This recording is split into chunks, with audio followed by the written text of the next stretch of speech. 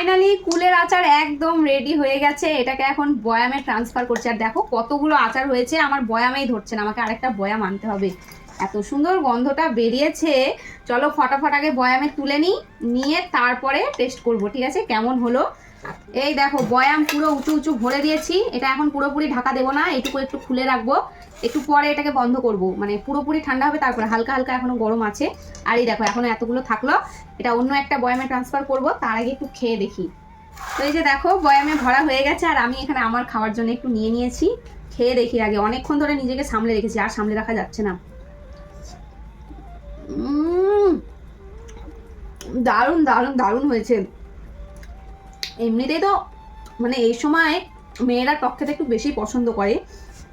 এই সময় বলতে আমি বোঝাতে যাচ্ছি যে এখন তো মানে গরমকাল আসছে, তো এই গরমের সময় খটখটা গরমে দুপুরবেলায় বসে বসে ছেলেরা হোক আর মেয়েরাই হোক সবাই কিন্তু টক খেতে ভালোবাসে। আর মেয়েদের তো এমনিতেই টক জিনিসটা একটু বেশি পছন্দ, আমার একটু বেশি পছন্দ।